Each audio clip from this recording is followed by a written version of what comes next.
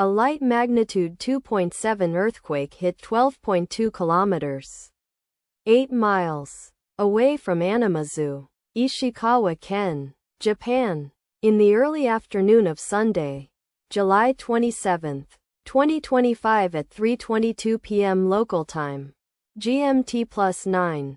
The quake had a very shallow depth of 6.6 kilometers, 4.1 miles, and was not felt, or at least not reported so. First to report. Need after 6 minutes. Data source from Volcano Discovery.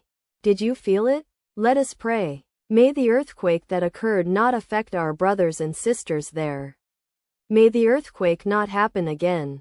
And may God protect everyone. Amen.